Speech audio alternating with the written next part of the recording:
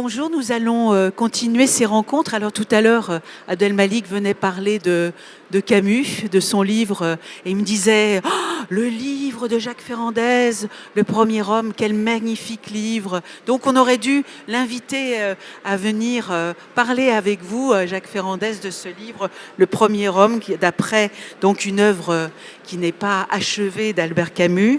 C'est paru chez Gallimard. Et puis le duo Mal Simon et Jean-Luc Fromental pour Le Coup de Prague chez Air Libre. Eh bien, tous les trois, vous n'avez peur de rien. C'est-à-dire, entre Graham Greene et Albert Camus, excusez-moi du peu, mais vous n'avez pas peur. Alors, celui qui a peut-être encore le moins peur, c'est Jean-Luc Fromental, parce qu'il ne prend pas vraiment Graham Greene, il n'adapte pas un livre, mais il raconte une histoire imaginaire autour de ce personnage qui n'est pas un personnage de fiction, quoique, et autour d'un film, Le Troisième Homme, qui n'est pas encore prêt au moment où commence cette histoire. Quand même, quand je dis que vous êtes culotté, j'ai pas tort, hein. Apparemment, oui. Non, c'est une œuvre d'amour, c'est-à-dire que Graham Greene est un écrivain qui a accompagné toute mon existence depuis l'adolescence. Et le fait de s'amuser avec ce qu'on aime, chose que j'avais déjà faite avec Hergé il y a quelques années en faisant une espèce de biopic dessiné d'Hergé qui était déjà flirté avec la fiction, est généralement un hommage. Voilà. Et le problème, c'est d'aborder un personnage comme ça, aussi important, aussi majeur dans l'histoire de la littérature, de l'utiliser comme un personnage de fiction, mais de jamais le traîner dans des choses qu'il aurait désapprouvées ou qui ne conviendraient pas. Et là, la chance, c'est qu'il se trouve que dans la biographie très complexe de Graham Greene, il y a des tas de trous d'ombre, il y a des tas de choses qu'il a entretenues d'ambiguïté et de zones grises qu'il a entretenues lui-même délibérément de façon à garder son personnage dans une sorte de lumière, de mystère, et que pour l'imaginaire c'est très propice et ça permet de tricoter de la fiction à partir d'un matériau qui est un matériau réel. En l'occurrence, le séjour de Graham Greene à Vienne en février 1948 pour aller faire des recherches, pour écrire le célèbre film qui va être le premier grand thriller de l'après-guerre, qui est Le Troisième Homme. Voilà. Et à partir de là, sachant que Graham Greene a lui-même s'est adonné à l'espionnage pendant la guerre, tricoter une histoire d'espionnage devient relativement une chose aisée. Alors, Mal Simon, là aussi, vous avez un peu, vous êtes un coutumier des adaptations d'écrivains.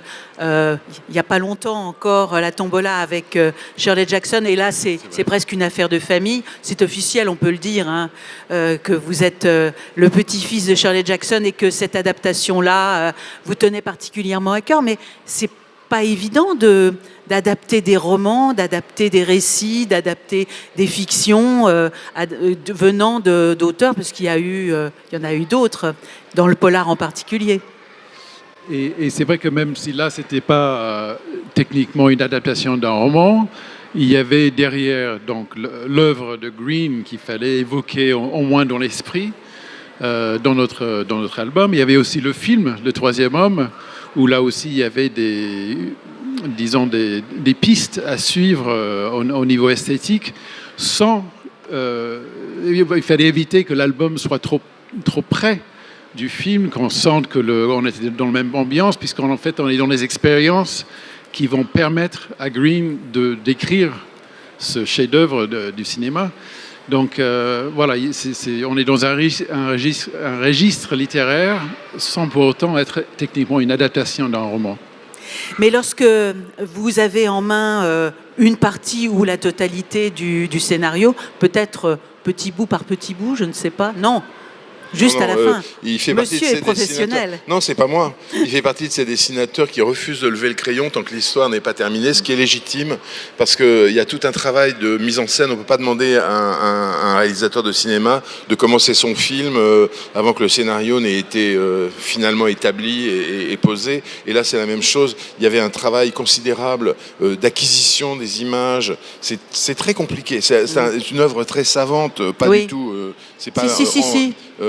prétentieux de dire ça, mais pour le dessinateur, il faut intégrer un film, il faut intégrer une vraie ville, superposer des niveaux de réalité différents, et c'est un travail qui ne peut exister qu'à partir du moment où la base qu'on fournit est solide. Donc le script a été écrit, on en a parlé beaucoup avant, le script a été écrit de façon entière, et ensuite Maes est arrivé dessus et on a retravaillé un certain nombre de choses, on a ajusté à sa main et à ce qu'il avait envie de faire, et c'est un délice pour le scénariste parce que voir la chose sortir de terre en n'en étant pas véritablement l'artisan, c'est la fierté du papa qui regarde l'enfant pousser dans le ventre de sa mère, si vous voulez. C'est le petit-fils de Shirley Jackson et c'est la maman de Graham Greene, si vous voulez, en quelque sorte. Et vous voyez à peu près un être vivant pourtant. Mais Bals, les grands principes, c'était peut-être une histoire de couleur. C'était quoi? Les grands principes de ce livre-là? Ce livre-là. C'était déjà de s'attaquer à ce sujet complexe de plusieurs angles en même temps. Déjà, comme j'ai évoqué tout à l'heure, l'angle cinématographique, où on sent qu'on est quand même dans cette ambiance très, très proche du film, mais aussi en faisant un long travail sur la ville, sur le lieu, sur cette époque, parce que c'est quand même une ville qui était bombardée, ravagée par les Alliés, et où Greene arrive à une époque où la ville est par terre, quoi. Il fallait tout reconstruire en très peu de temps. Et la ville ne parle pas beaucoup de cette partie de son histoire. D'ailleurs, tout est nickel maintenant. On ne voit plus aucune trace de cette époque. Donc, il fallait chercher dans les archives, aller voir dans les librairies, beaucoup de recherches online pour essayer de retrouver vraiment l'ambiance. Parce que je ne voulais pas être limité par ce qu'on voit dans le film. Je voulais aller au-delà de ça et essayer d'avoir autant que possible une source d'inspiration aussi large que possible, y compris un séjour sur place, donc en hiver, qui a duré le temps qu'il fallait. Voilà. Alors on reviendra sur l'histoire, sur la façon d'aborder aussi cette histoire-là, sur une certaine lenteur aussi qui va bien avec cette histoire, avec Graham Greene, avec cette époque, avec cet esprit guerre froide entre guillemets. Mais on va partir un petit peu plus au soleil avec vous, Jacques Ferrandez, et votre ami Albert Camus, parce que c'est la troisième fois que vous le retrouvez pour un livre qui n'est pas le plus facile, à mon avis, à aborder. Ce premier homme, livre qui a déjà une histoire un peu mythique dès le départ. Ben oui, c'est le roman inachevé et posthume d'Albert Camus. C'est sur cet ouvrage qu'il était en train de travailler au moment où il a été tué dans cet accident de voiture en janvier 1960. Alors, c'est vrai que j'avais commencé avec une nouvelle très courte, assez peu connue, qui s'appelle L'Hôte, d'Albert Camus, qui était peut-être pour moi une manière de rentrer subrepticement dans l'univers de Camus, avec un enjeu qui n'était pas celui qu'il y a eu par la suite avec L'étranger, par exemple. Mais une fois que une fois que j'ai mis le pied dans la porte, si vous voulez, ça a été peut-être plus facile d'aborder ce roman, ce monument de la littérature qu'est L'étranger. Mais je précise tout de suite qu'en fait, c'est grâce à la rencontre avec Catherine Camus, donc la fille d'Albert Camus, que tout ça a été possible, parce que ça faisait longtemps que je voulais adapter L'Hôte. C'est une nouvelle qui m'avait absolument conquis à sa première lecture, il y a de nombreuses années. Et je me heurtais toujours chez Gallimard à une espèce de refus un petit peu non motivé qui était simplement oui mais Camus c'est compliqué, les ayants droit veulent pas d'adaptation en images. Et c'est en rencontrant Catherine Camus en 2008 que je lui ai exposé mon projet de mettre L'Hôte en images. Et là tout de suite le courant est passé. Enfin, je pense qu'il fallait qu'elle ait en face d'elle quelqu'un qui lui convienne simplement, et connaissait mes bandes dessinées sur les Carnets d'Orient, donc sur cette période entre la France et l'Algérie. Elle lit de la bande dessinée, Catherine Camus, elle aime ça. Et elle m'a dit, bah, écoutez, je connais votre travail, allez-y, je vous fais confiance. Et ça s'est jamais démenti, c'est-à-dire que jusqu'à aujourd'hui, j'ai un rapport assez privilégié avec Catherine Camus, qui m'a permis, en effet, d'abord, après l'hôte, d'aborder l'étranger, et surtout avec Le Premier Homme, qui était ce roman inachevé, pour lequel elle ne voulait pas au début d'adaptation en images, parce qu'elle me disait, tu comprends, cette histoire, c'est l'histoire de ma famille, c'est mon père, c'est ma grand-mère, et ça va me faire bizarre de voir ces personnes que j'ai connues dessinées, sous les traits de... Et tout de suite, j'ai dit, Catherine, c'est pas l'histoire d'Albert Camus, c'est l'histoire de Jacques Cormery, donc qui est le personnage, le double d'Albert Camus, si on veut, qui est le personnage qui va faire cette recherche sur sa famille, ses racines dans ce pays qu'est l'Algérie, qui était évidemment nourri par la propre recherche d'Albert Camus sur ce qu'ont été ces Français de peu, ces gens qui ont peuplé l'Algérie à partir de la conquête et pendant toute la colonisation. Et cette histoire-là, je préférais la tirer plutôt du côté de la fiction, parce que ça me permettait à ce moment-là d'avoir un peu plus de place pour l'imaginaire et peut-être pour des choses qui n'étaient pas dans la biographie d'Albert Camus, notamment, je ne sais pas si on en reparlera, le personnage de Jessica, qui n'est pas dans le roman, mais qui est dans les notes que Camus avait laissées. Il y a le prénom Jessica qui revient très souvent. Et je me suis dit, il me faut une interlocutrice pour finir le récit, c'est-à-dire pour la deuxième partie, qui est beaucoup moins factuelle que les premiers chapitres, qui peut-être, eux, étaient terminés dans le travail qu'avait déjà accompli Albert Camus. Et donc, cette possibilité de mettre des choses qui sont dans le roman ou dans les notes, mais qui ne sont pas dans la vie d'Albert Camus, me laissait justement cette part de liberté que j'ai eue finalement pour réaliser cette adaptation. Mais c'est un gros travail de couturier aussi du côté du scénario, parce que donc c'est inachevé, mais il y a aussi, on sent bien que l'auteur aurait retravaillé quelque chose, que vous tirez des chapitres avec quelquefois peu de texte, ce qui est quand même une surprise aussi. C'est une recréation complète. Oui, alors moi je dis toujours que j'ai toujours été beaucoup plus Hergé que Jacobs dans mes références à la bande dessinée, c'est-à-dire que ce que j'aime beaucoup, moi, c'est le style direct, c'est la manière dont les personnages s'expriment par les dialogues, et quand on lit Hergé, c'est ça, il y a de temps en temps, il y a cependant ou le lendemain, mais c'est à peu près tout. Chez Jacobs, comme on le sait, il y a des tartines de texte qui accompagnent les images, parfois de façon redondante, parfois même par rapport au dialogue aussi. Il y a une espèce d'abondance, si vous voulez, de description, que ce soit par l'image, par le dialogue ou par le texte. Nous, quand on fait de la bande dessinée, évidemment, on a à notre disposition l'image qui doit se combiner avec le texte.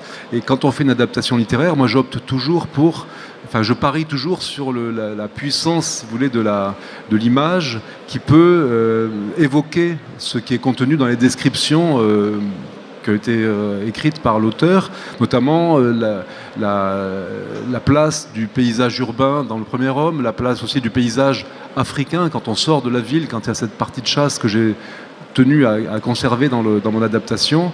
Moi je me fie aussi à ce pouvoir de l'image qui est différent du pouvoir d'évocation des mots, mais qui est lié à mon mode d'expression, qui est celui-là, qui est le dessin, le mélange du dessin et du texte. Alors, le pouvoir de l'image, Miles, devant un scénario qui est un scénario un peu touffu, comme peut être une histoire de Graham Greene, ça laisse une totale liberté au dessinateur? On joue toujours un petit peu à cache-cache avec le texte. Il faut jamais être redondant par rapport à un scénario qui est particulièrement riche, comme celui-là. Donc on cherche toujours à aller un peu ailleurs, presque sur une piste parallèle. Ça m'amuse beaucoup. D'ailleurs, vous parliez de la loterie tout à l'heure.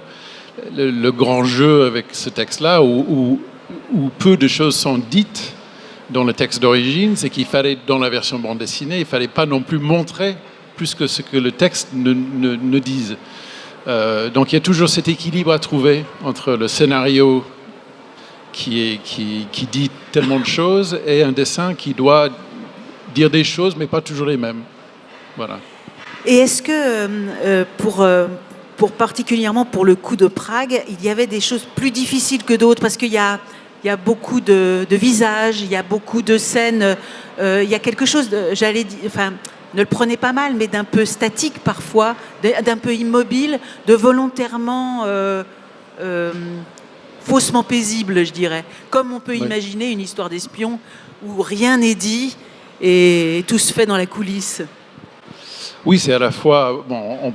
c'est une histoire d'espionnage, donc quelque part il y a des scènes d'action, mais aussi énormément d'échanges entre Elizabeth et Graham qui sont très riches, où il parle de son travail. Oui, parce que chercher la femme, quand même. Oui, il y a Elizabeth Montagu. Je vais nuancer ça après, oui. Mais un des défis, c'était quand même de dessiner Graham Greene, que tout le monde reconnaît, où il fallait le faire vivre. Dans un premier temps, c'est vrai que j'étais tenté de regarder beaucoup. Il y a beaucoup de photos de Graham Greene, mais c'est José-Louis Bocquet qui m'a fait remarquer que c'était peut-être pas possible de procéder comme ça, qu'il fallait vraiment réinventer le personnage, lui donner une nouvelle vie et créer une sorte de doppelganger de Graham Greene, de façon à vraiment pouvoir, comme fait Jean-Luc dans son scénario, le faire vivre autrement, une histoire qui n'existe peut-être pas, qui est à la fois une fiction et basée sur la réalité. Donc il fallait trouver cette solution graphique qui convienne à faire vivre le personnage de Graham Greene à part entière. Eh ben, je vais vous dire, Miles, c'est réussi. Merci. Jean-Luc. Oui, non, je voulais rebondir sur ce que Sur disait chercher la femme. Jacques. Non. On cherche toujours la femme, même sans Elle est être, très bien, Miss même sans Montagu, être là. Harvey, ma chère Christine. On cherche toujours la femme. Non, rebondissez donc sur... Je préfère rebondir sur ce que disait Jacques et sur cette histoire de l'utilisation du récitatif dans la bande dessinée. Il se trouve que je viens de terminer d'écrire un Blake et Mortimer avec justement le fameux José Bocquet qui est notre éditeur sur ce truc-là. C'est toujours des affaires de famille. L'homme de Air Libre. Et qu'effectivement, on s'est posé formidablement le problème de l'utilisation par Jacobs de ces textes qui peuvent paraître redondants, qui en réalité, chez Jacobs, ne le sont pas. Chez certains des gens qui ont écrit les apocryphes le sont terriblement. C'est-à-dire, il y a une redondance pénible entre ce qu'on peut trouver dans l'image et ce qui est écrit dans le texte. Jacobs s'en servait de façon diabolique pour donner des indications, orienter l'œil du lecteur sur un fragment, un détail du dessin, un soubassement de l'action, etc., etc. Voilà. Pour le cas du coup de Prague, j'ai choisi de mettre une voix off, c'est-à-dire de faire raconter le récit par quelqu'un, un des protagonistes. Et en l'occurrence, il y avait une raison derrière ça, qui était qu'on n'approche pas un animal comme Graham Greene, qui est un écrivain lui-même, qui donc a produit de la fiction, comme le premier éléphant venu. Et il fallait trouver une focale pour être à la bonne distance de ce personnage qu'on fait agir dans le cadre d'une action qu'il n'a jamais vécue en réalité, une histoire d'espionnage, etc., etc. Et donc l'idée d'interposer, en l'occurrence, une narratrice, c'est-à-dire une personne qui a aussi existé dans la vraie vie, qui était la fille qu'il a reçue au nom de son producteur Alexander Korda à Vienne et qui l'a promenée dans tout Vienne, qui était elle-même une aristocrate anglaise, qui a été espionne pendant la guerre, qui était une jeune espionne qui travaillait pour l'OSS, tout ça étant des faits avérés et appartenant à l'histoire. Ça permettait d'introduire dans cette histoire, qui est essentiellement une histoire de mec, puisque c'est une histoire d'espionnage dans la guerre froide, un regard et une voix féminine. Et donc de donner une espèce de relief à ce qu'on voulait raconter très différent. Il se trouve que cette fille, on est à la sortie de la guerre, les mœurs ont été très libres pendant la guerre, les jeunes filles de bonne famille se sont adonnées sous les bombes à des choses qu'elles n'auraient pas probablement faites en temps de paix normal, etc., qu'elles sont très libres. Et je pense qu'elle voudrait bien mettre Graham Greene à son palmarès. Ça ne se produira pas parce qu'il trouve que Greene est amoureux d'une autre... Parce que le scénariste est tout puissant, surtout. Parce que le scénariste est tout puissant. Non, parce que tout ça est vrai. C'est-à-dire que ça s'est vraiment produit. Il y a des écrits. Tous ces gens ont écrit. La fameuse Elisabeth a laissé un livre où elle raconte le séjour de Greene à Vienne, dont je me suis abondamment servi. Et on sent dans ce qu'elle écrit qu'elle aurait bien aimé finir dans la chambre de Greene, mais que Greene ne veut pas parce qu'il est fidèle à sa maîtresse. Voilà. Et qu'il est en train de tromper sa femme, et que comme c'est un catholique converti au catholicisme, et ça lui pose des dilemmes incroyables, etc., etc. L'utilité de la voix off, c'est que dans un récit d'espionnage où tout doit être ambiguïté, rien ne doit être dit directement, tout doit être en contradiction avec soi, ça a un double avantage, c'est que d'une part, ça permet de rendre les choses plus subtiles, et d'autre part, ça permet un certain nombre de dissonances avec le dessin et le travail du dessinateur. C'est-à-dire, ça c'est la grande force de la bande dessinée, c'est qu'entre le récit écrit et ce qui est montré, on peut jouer en permanence sur des contradictions et semer le doute dans l'esprit du lecteur et faire en sorte que ce qui est dit ne devient pas une vérité objective, parce que le dessin, qui est plus objectif souvent que le texte, peut démentir ce que dit le texte. Et là, il y a tout un travail de subtilité et une espèce d'outil très fin qui permet de travailler là-dessus. Voilà. Et c'est vrai que c'est un livre relativement statique, parce qu'on ne voyait pas Graham Greene tout d'un coup se comporter comme Jason Bourne et sauter à moto d'un toit à l'autre. C'était pas ça l'objet. Il y a quelques coups de feu, il y a des bagarres, il y a des morts, il y a des choses, mais tout reste comme chez John le Carré, en fait, puisque l'espionnage, c'est purement et simplement une parabole de l'existence, et c'est un récit sur la trahison, et qu'est-ce que c'est que la trahison, est-ce que la trahison est saine ou mauvaise, ça se joue effectivement sur les visages, sur les désirs, sur les intentions, sur les choses non dites. Voilà. Alors on reviendra sur le côté passionnel de Graham Greene, mais Jacques Ferrandez, tout à l'heure, Miles parlait de dessiner un personnage réel. Pour vous, ce dessin-là, c'est qui ? C'est pas Camus.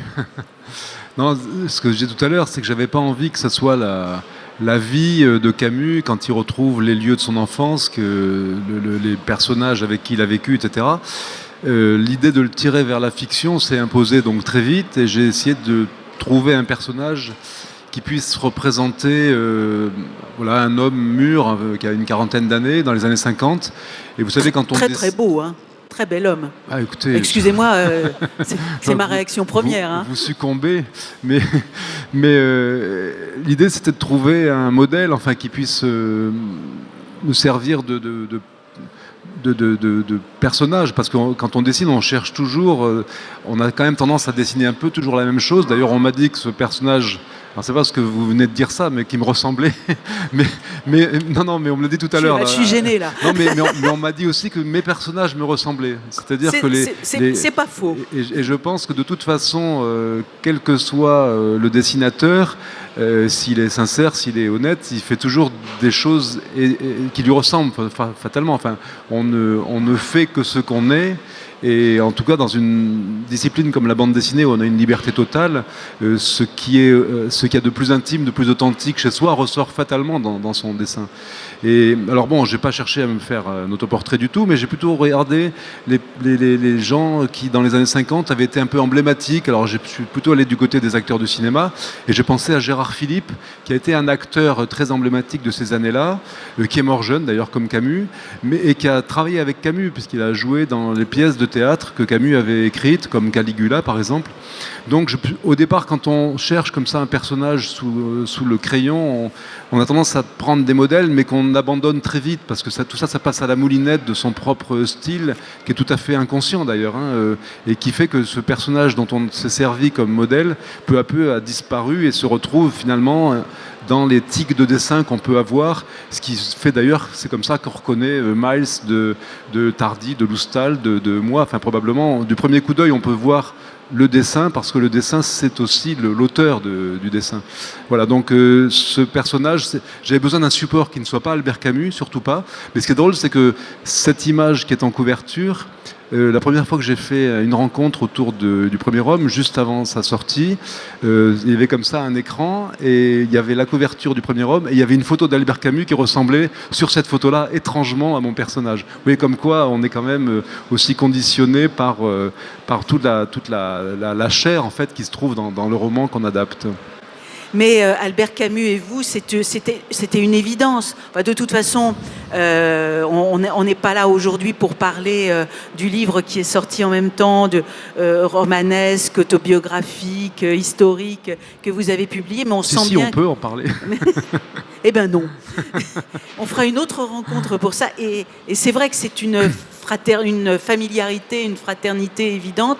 On se dit même qu'au fond, un troisième livre seulement. Oui, alors ça s'est pas fait tout de suite, parce que peut-être qu'il a fallu que je travaille sur mon propre sujet, sur cette période commune entre la France et l'Algérie, à travers les 10 tomes des Carnets d'Orient. Mais en fait, moi, j'avais lu le premier Rome quand le roman est sorti en 94, et d'abord c'était lié aussi à une période de ma vie particulière. Je venais de perdre mon père qui était mort en 93. Je venais de faire mon premier voyage en Algérie depuis ma naissance, donc pendant l'été 93, dans une période qui était déjà pas facile. C'était déjà le terrorisme, qui a emporté l'Algérie dans cette espèce de trou noir pendant 10 ans. Et puis le fait que dans le premier Rome, je retrouve pratiquement, alors à la fois des séquences que j'avais pu traiter dans mes albums sur l'implantation des premiers Français en Algérie, dans les fourgons de la conquête et de la colonisation, et puis des choses qui étaient très très liées au récit de mon propre père, donc que je venais de perdre, et qui me racontait ses origines dans ce quartier, le quartier de Camus. Mon père est né, et moi-même, d'ailleurs je suis né à Bellecour, qui est ce quartier qui est décrit par Camus.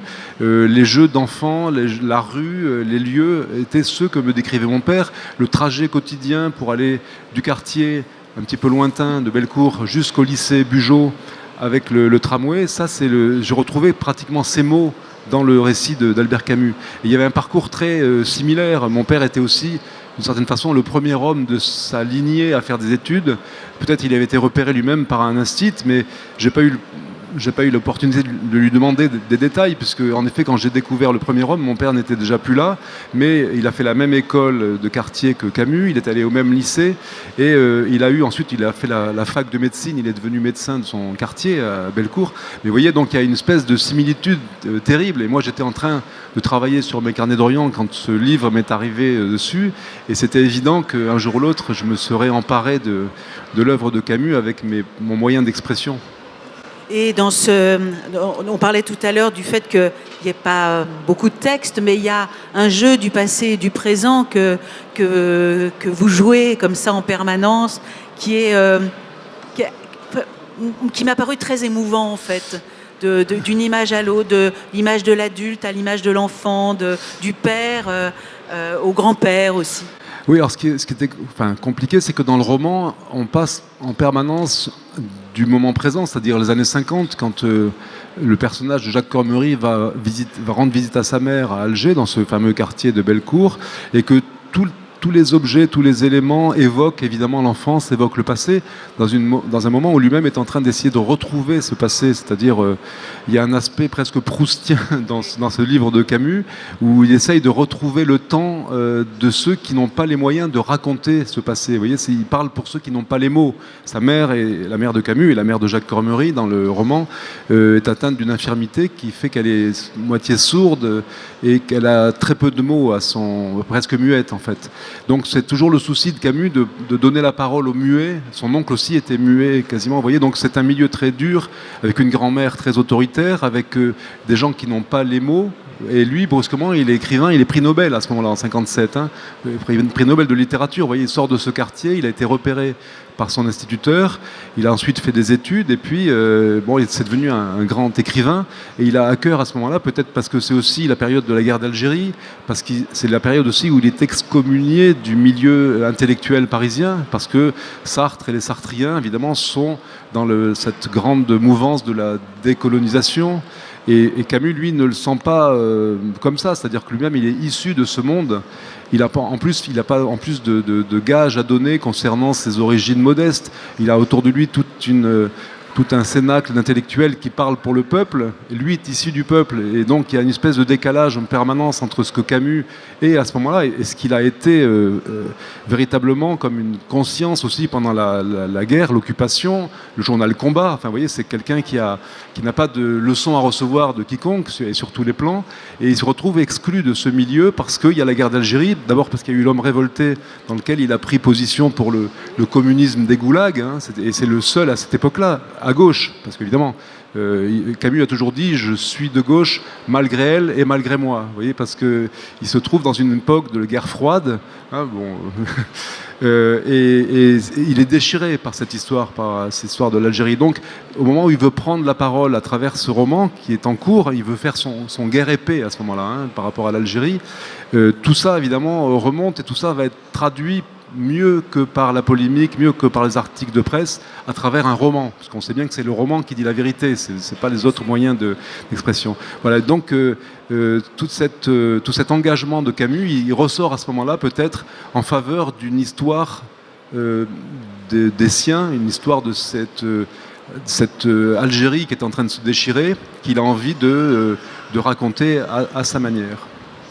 Alors, Jean-Luc Fromental, quand j'ai terminé le livre, je me suis rendu compte à quel point vous étiez un fou furieux de Graham Greene et que cette connaissance dans une postface assez impressionnante, je me suis dit, mais comment a-t-il osé finalement toucher à cet homme-là?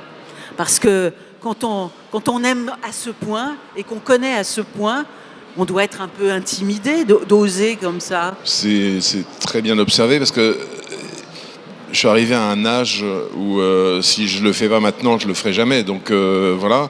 Mais il m'a fallu longtemps, non pas pour écrire l'histoire qui est venue très vite, mais pour me décider à commencer à l'écrire. C'est-à-dire qu'entre le moment où l'accord a été trouvé avec l'éditeur, qui est donc notre ami José Le Boquet chez Dupuis, qui venait d'arriver et prendre sa collection, et le moment où je me suis mis effectivement au travail, il s'est écoulé 5 ans. Et là, la patience angélique de Miles et de mon éditeur ont joué à plein parce que vraiment, je pense que c'était horripilant d'attendre à ce point-là. Mais j'étais, non pas bloqué, mais totalement impressionné par l'idée que je pouvais me rater et que je pouvais déshonorer Graham Greene. Voilà, ça c'est vrai. À partir de là, comme c'est une connaissance qui n'est pas acquise pour les besoins de la cause, si on peut dire, mais qui est quelque chose qui traverse ma vie, j'ai lu mon premier Greene quand j'avais 15 ans. C'est un homme qui a accompagné avec quelques autres écrivains non seulement mon existence mais mon initiation littéraire, puisqu'il est sur une trajectoire. Graham Greene, c'est un homme, si vous le lisez, vous savez, la lecture, c'est un labyrinthe dans lequel les écrivains sont le fil d'Ariane. C'est-à-dire, les écrivains vous guident d'un écrivain à l'autre. Et Greene, c'est le chemin vers Stevenson, c'est le chemin vers Conrad. De l'autre côté, ça peut vous rendre sympathique John Le Carré, qui d'ailleurs a payé ses dettes à Greene, qui a dit souvent que sans Greene, il n'existerait pas, etc. Ne dites pas un mot contre John Le Carré. John Le Carré, non, non. Je ne vous l'interdis. Mais non. Mais pour Le Tailleur de Panama, par exemple, il a dit que c'était un hommage à notre agent à la Havane, qui est un livre extrêmement drôle de Graham Greene. Par ailleurs, Greene était un proche de Evelyn Waugh, qui est un des auteurs anglais les plus drôles, lequel Evelyn Waugh, d'une certaine manière, m'a conduit à P.G. Wodehouse. C'est sans fin. À partir du moment où vous rentrez dans le labyrinthe et vous tirez le fil, vous allez où vous voulez, vous vous pilotez comme vous voulez. Et de la même manière que la rencontre de Jacques avec Camus était inévitable pour un certain nombre de raisons objectives, je pense que le travail que j'ai fourni sur Greene était quelque chose qu'il fallait que je fasse. C'est-à-dire que j'étais conduit pas seulement par un contrat ou par le désir de faire un album de bande dessinée, mais par une sorte de nécessité de payer mes dettes à un homme qui a, comme quelques autres, ou femmes, illuminé ma vie de lecteur et donc d'être humain. Voilà. Et ce qui est très très beau dans ce livre, et là c'est un travail commun, c'est le rythme qui est très impressionnant. Je parlais de lenteur tout à l'heure, mais effectivement, ce monde de la guerre froide qui, dès la première page de ce livre, est complètement là. Enfin, non, la première peut-être pas, mais voilà, on a cette ambiance comme ça, entre la neige, ces tons de brun, ce travail de Miles, et puis ces visages comme ça, et cette guerre froide, cette ambiance, vous la trouvez tout de suite, et ce rythme surtout. On est les enfants de la guerre froide, c'est-à-dire qu'on a vécu en direct... Graham Greene, c'est vous. La baie des cochons. La baie des cochons.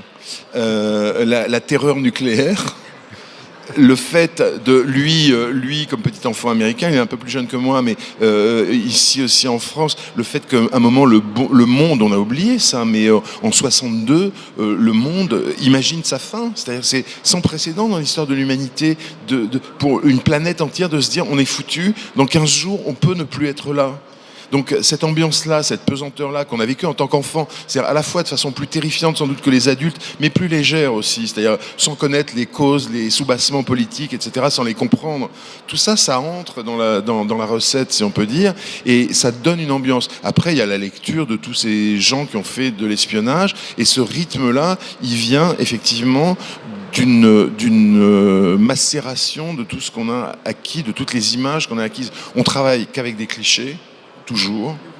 On est forgé par les clichés, et le travail des auteurs, c'est d'arriver à transcender ces clichés pour produire quelque chose qui sera, hopefully, avec un peu de chance, un peu différent de ce qui a été avant. Voilà.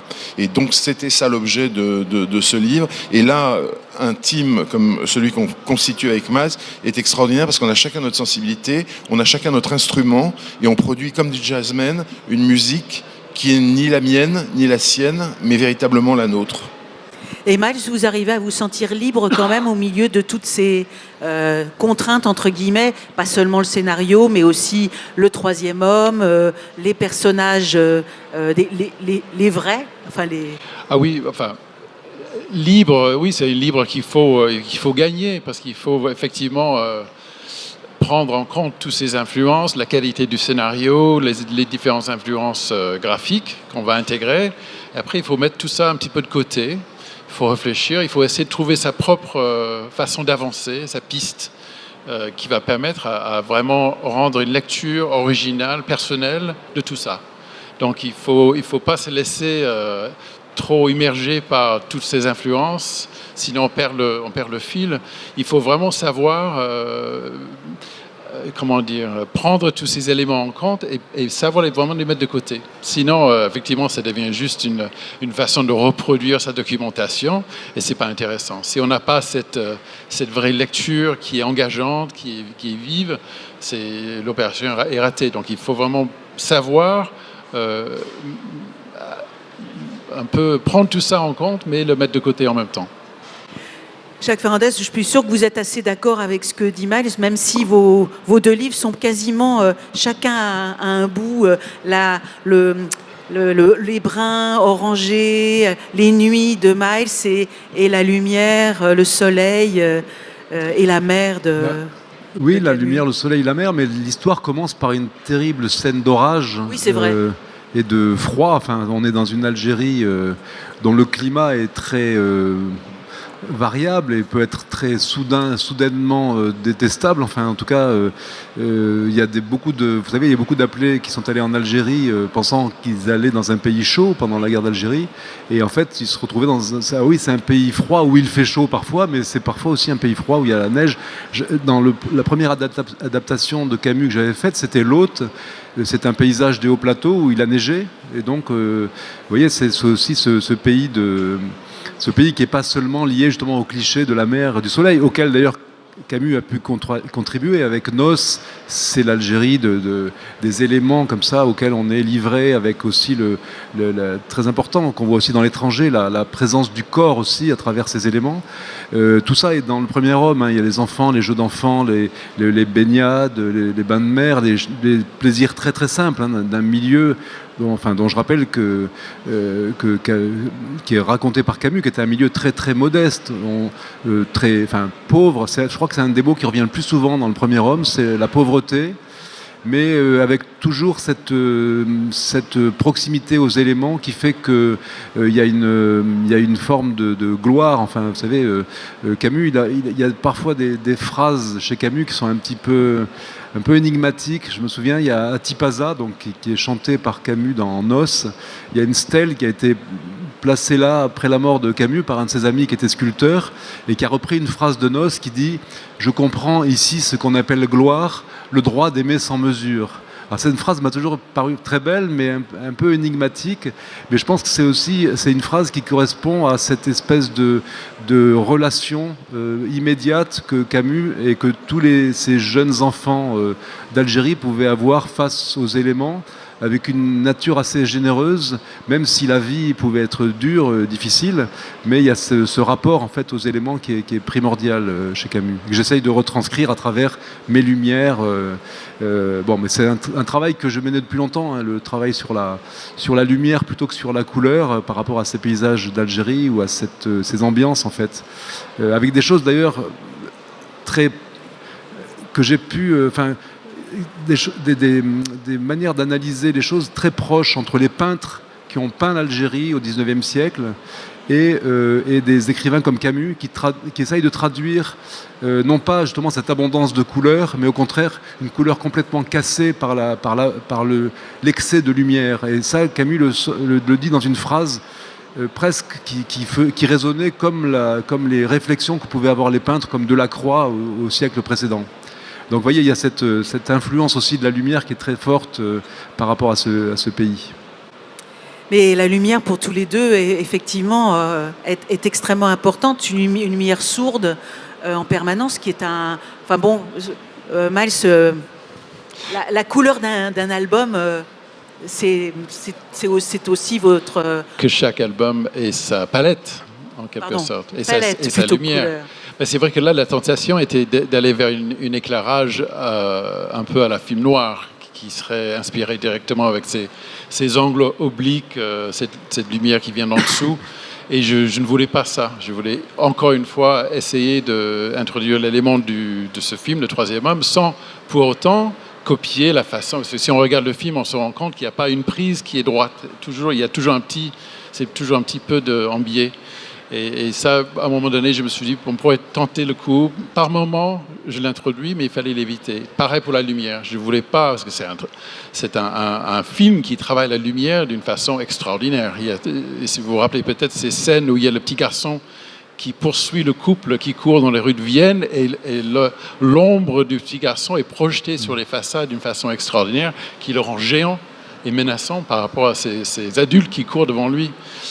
Là, voilà, ça aurait été très facile. Il y a une petite allusion de temps en temps à ce genre de travail sur la lumière, mais aller au-delà de ça aurait été réducteur pour l'album. Donc c'était une grande tentation qu'il fallait, il fallait pas céder à cette tentation-là. Mais vous avez réussi à ne pas céder aux tentations, ni les uns ni les autres, et à rester comme ça, avec ce sentiment qu'on est en train de découvrir une œuvre unique, enfin pas ni une copie d'un livre qu'on peut aimer, ni d'une histoire plaquée sur... Mais vous n'allez pas vous arrêter là. Je pense que vous allez continuer. Oui, enfin, vous savez, c'est une équipe qui existe depuis longtemps, puisque avant de faire ça, on a quelques livres en commun. Mais oui, mais là on sent qui étaient des livres différents, qui s'adressaient à la jeunesse, qui était notre jeunesse commune, si on peut dire. On a fait 3 livres pour la jeunesse, dont un a eu un destin assez extraordinaire, qui s'appelle Le Poulet de Broadway, et qui jouait sur la fibre américaine de Miles. Et non, on ne va pas s'arrêter là, puisqu'on est déjà au travail sur un nouveau livre, dont je ne donnerai pas le sujet, mais qui reste dans le cadre de la guerre froide, qui est une période longue, qui va de l'après-guerre jusqu'à la chute du mur, si on peut dire, et qui s'inscrit dans une période encore plus longue qu'on appelle le Grand Jeu, qui est cet affrontement immémorial entre l'Est et l'Ouest. Donc là, ça se situera un peu plus tard, dans une lumière, justement, et une atmosphère complètement différente. Et encore une fois, ça essaiera d'embrasser un morceau de temps, de saisir un bout d'époque comme ça, et de comprimer ça dans un livre. Parce que moi, c'est ce que j'adore faire, c'est attraper par la queue des petits morceaux de réalité et les traîner dans de la fiction, et faire en sorte qu'on ait le plaisir de la fiction. Parce que j'adhère à la phrase de Wolinski sur la bande dessinée, qui disait « La bande dessinée, c'est un truc qui se lit allongé sur son lit en mangeant du chocolat ».